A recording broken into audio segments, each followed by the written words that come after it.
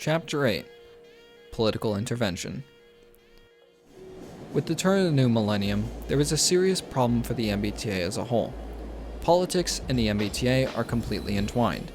After all, the MBTA is a public transportation system. Until the year 2000, the MBTA could count on a balanced budget because the state would fully subsidize their operations.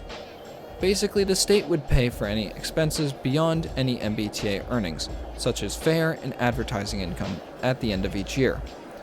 With the new millennium, changes came to the financial operations of the MBTA through political intervention.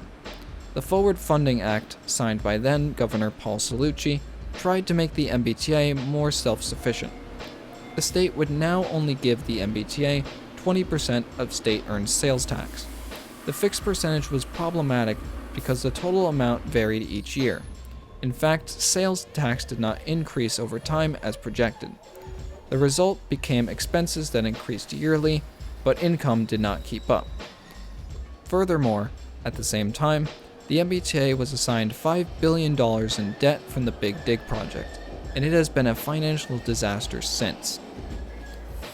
Turning our attention back to the 12s, as the new millennium rolled in, things for the hawkers started to decline when a few major issues popped up. The first major issue being the parts crisis. In 2001, Hawker Siddeley Canada, the company that manufactured and supplied parts for the cars, went defunct.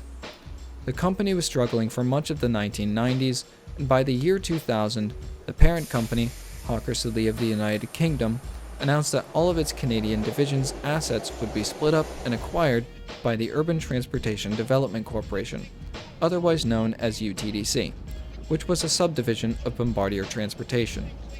This, in and of itself, was not a major issue.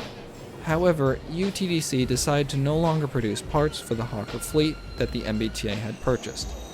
When the MBTA was informed of these events, it decided to purchase the molds to forge the undercarriage parts so they could continue making parts for the fleet. After acquiring these molds, they were shipped to Massachusetts, where the MBTA began forging brand new parts for both their Hawker fleets from the Everett car shops.